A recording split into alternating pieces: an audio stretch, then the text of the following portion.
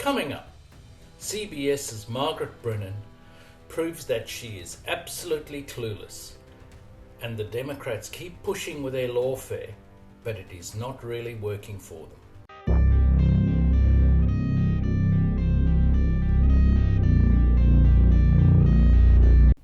Margaret Brennan speaks with Secretary of State Marco Rubio on Vice President Vance's speech in Munich, Germany. Well, he was standing in a country where free speech was weaponized to conduct a genocide. And he met with the head of a political party that has far-right views and some historic ties to extreme groups. The context of that was changing the tone of it. And you know that the censorship was specifically about the right. No, I have to disagree with you. Free speech was not used to conduct a genocide. The genocide was conducted by an authoritarian Nazi regime that happened to also be genocidal because they hated Jews and they hated minorities and they hated those that they had a list of people they hated, but primarily the Jews. There was no free speech in Nazi Germany. There was none. There was also no opposition in Nazi Germany. They were a sole and only party that governed that country. So that's not an accurate reflection of history. Brennan here demonstrates that she's utterly uneducated on the subject, but she talks with the utter certainty of someone who is way down on the Dunning-Kruger effect graph. To posit that Nazi Germany weaponized free speech to kill the Jews shows a stunning lack of knowledge. Margaret, a clue. If you don't have a clue, as is so evidently the case here, just shut up. In fact, what you've actually done is made Vance's point about the need for free speech. One of the first things Hitler did was to get rid of free speech. On February the 6th, 1933, literally 1 week after he took office, he put out a decree of the Reich President for the protection of the population of the German people. When you think of the name of this decree, it's rather chilling in terms of what was done with COVID policy, for the protection of the people. And with COVID, they used terms like mis- and disinformation and attempted to censor contrary opinion. Just in case you do not believe me, this is the copy of the relevant Reichsgesetzblatt, the text of which reads, "In virtue of Article 48.2 of the German Constitution, the following is decreed as a defensive measure against communist acts of violence endangering the state. Article 1, I won't read all of the articles, just Article 1. Sections 114, 115, 117, 118, 123 and 124 and 153 of the Constitution of the German Reich are suspended until further notice. Therefore, restrictions on personal liberty, on the right to free expression of opinion, Margaret, including freedom of the press, on the right of assembly and the right of association, and violations of the privacy of postal, telegraphic and telephonic communications, warrants for house arrests, order for confiscations, as well as restrictions on property are also permissible beyond the legal limits otherwise prescribed." Rubio is dead right in his response. Brennan goes on. Ask you about what happened in Munich, Germany at the security conference. Vice President Vance gave a speech and he told U.S. allies that the threat he worries about the most is not Russia. It is not China. He called it the threat from within, and he lectured about what he described as censorship, mainly focusing, though, on including more views from the right. He also met with the leader of a far-right party known as the AfD, which, as you know, is under investigation and monitoring by German intelligence because of extremism. What did all of this accomplish other than irritating our allies? Why would our allies or anybody be irritated by free speech and by someone giving their opinion? We are, after all, democracies. The Munich Security Conference is largely a conference of democracies in which one of the things that we cherish and value is the ability to speak freely and provide your opinions. And so I think if anyone's angry about his word, they don't have to agree with him, but to be angry about it, I think actually makes his point. How terrible that a senior politician would dare to meet political leaders. Once again, freedom of speech is critical, but like pretty much all leftists these days, Brennan has a problem with it. Rubio puts her to rights. The strength of democracies is the ability to speak hard truths and have disagreements, allowing people to learn appropriate lessons. The thing with the left is that they don't only have a problem with freedom of speech, they have fundamental issues with any form of transparency. We have just seen the issue of freedom of speech. Now, about transparency in terms of how taxpayers' money is spent, the left similarly has an issue. If you enjoy this content, please like, share and subscribe. Now let's see New York Attorney General Letitia James. The existence of DOJ itself, whether or not it violates the Constitution and Congress, and what overarching legal action could be filed by attorney generals to dismantle DOJ because of its unconstitutionality and reverse its actions. So as you know, there was another action that was filed in New Mexico by 12 other attorneys general. But our action here is against specifically the Department of Treasury. And we are seeking at some point to amend our complaint to specify other agencies. We believe that the best course of action is to focus on agencies and not name Elon Musk. We question whether or not we have personal jurisdiction over Elon Musk. At the end of the day, this is a lot of legalese. At the end of the day, we believe that this is the proper and the most correct way to respond to an entity which is not a government agency, which has not been confirmed by Senate, where employees have not been vetted and have not been subject to any checks and balances and or conflicts of interest. Again, Elon Musk earned $20 billion. James complains about DOJ not being a government agency and people not being vetted. As I've mentioned before, President Kennedy, by edict, opened up USAID. The Democrats had no problem with that. Now, first up, DOJ, contrary to biased journalists' question, is not unconstitutional. Further, DOJ is not looking at the details of individuals. A question for James. What about so many of the people that were persecuted by IRS officers who similarly are not elected? Not much concern there, where the massive fist of government is used as a sledgehammer on individuals that the Democrats targeted in a blatantly political campaign.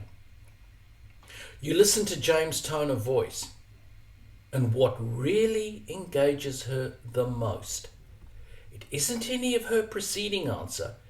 She got really enraged talking about Musk's earnings. What you see here is a clear case of jealousy and wanting to tear down people who have achieved. This is what motivates the Democrats: cover-ups and envy. Problematically for the Democrats, they're getting hammered in some of their lawfare. Developing late last night, 14 states' attorneys general have hit a roadblock in their efforts to stop Elon Musk and DOJ. The attorneys general argued that Trump violated the appointments clause of the Constitution by creating DOJ, an unofficial government agency without congressional approval, and by granting Musk sweeping powers without seeking the advice and consent of the Senate. But federal judge Tanya Chutkan didn't seem convinced that the states showed enough evidence of imminent harm.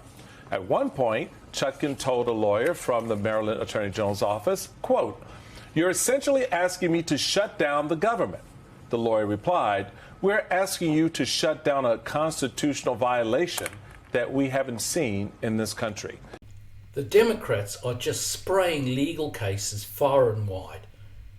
They're not motivated by good governance, but by cover-up and rank politics.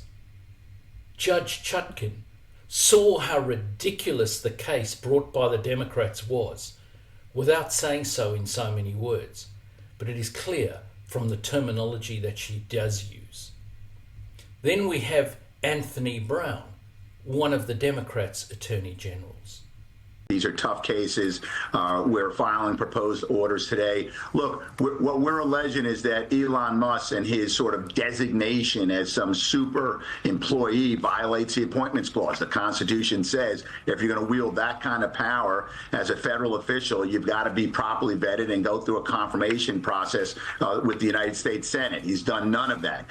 He's got access to financial data, personal information. It's dangerous. So we're in court. We're going to propose an order, and you know it was a difficult hearing yesterday, but we'll continue pursuing it, propose an order, get a good result, and continue litigating this issue.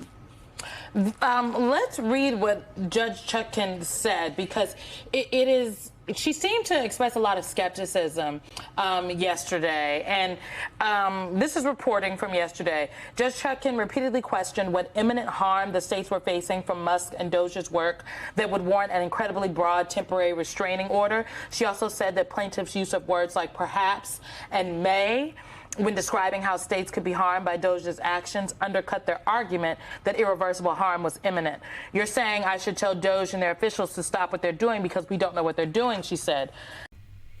Brown lies about what Musk has access to, such as individuals' details. Despite Brown's ludicrous assertions, it's clear from what Judge Chutkan says that she does see through the nonsense. This is a case of juvenile attorneys general, not even filing an actual case. They're expressing hope that the judge will be moved by their maybes and perhapses. This is all very Minority Report. Brown continues. We're confident that there are judges who will ultimately reach that decision that it's unlawful. It's both the process and the reach, and perhaps many of these cases will make it to the Supreme Court. Here, Brown let slip what the Democrat attorneys general are doing. They are judge shopping, looking for a friendly judge to just rule in their favor, however ridiculous the case. They're not looking for genuine legal opinion. They're wanting to block up the legal system and Trump's administration, pushing to get to the Supreme Court. Caroline Levitt has something to say about this. Arbiters of the law, and they have issued at least 12 injunctions against this administration in the past 14 days, often without citing any evidence or grounds for their lawsuits. This is part of a larger concerted effort by Democrat activists and nothing more than the continuation of the weaponization of justice against President Trump. Quick news flash to these liberal judges who are supporting their obstructionist efforts. 77 million Americans voted to elect this president. And each injunction is an abuse of the rule of law and an attempt to thwart the will of the people. As the president clearly stated in the Oval Office yesterday, we will comply with the law in the courts, but we will also continue to seek every legal remedy to ultimately overturn these radical injunctions and ensure President Trump's policies can be. The fact is, this is just the Democrats' attempt at throwing sand in the oil of the engine of government. The American people knew exactly what they were voting for. Unlike with Kamala Harris, Trump was very clear about what he wanted to do, and the Democrats are not interested in the will of the people. They're too filled with envy and a desperate desire to keep corruption covered up. Then we have Musk showing how much waste and abuse there really is. Look at, say Treasury, for example. Basic controls that should be in place, that are in place in any company, such as making sure that any given payment has a payment categorization code, that there is a comment field that describes the payment, and that if a payment is on the do not pay list, that you don't actually pay it. None of those things are true currently. So the reason that departments can't pass audits is because the payments don't have a categorization code. It's like just a massive number of blank checks just flying out the building. So you can't reconcile blank checks. You've got comment fields that are also blank, so you don't know why the payment was made. And then we've got this truly absurd, a do not pay list, which can take up to a year for an organization to get on a do not pay list. And this, we're talking about terrorist organizations, we're talking about known fraudsters, known aspects of waste, known things that do not match any congressional appropriation, can take up to a year to get on the list, and even once on the list is not used. It's mind-blowing. So what we're talking about here, we're really just talking about adding common sense controls that should be present. What Musk highlights here is that departments with multi-billion-dollar budgets don't even have the basic accounting and other practices in place that pretty much any small business would have. No wonder that they cannot have certified audits. They're unauditable, so things like funding terrorists and so on keeps going on. They don't even know who they're paying, what they're paying, or anything else. The bureaucrats basically operate under the premise that if everyone is paid, no questions asked. There will be no questions asked of them. What do you think of Brennan's shocking lack of historical knowledge and context? Please let me know in the comments below. And thanks for watching.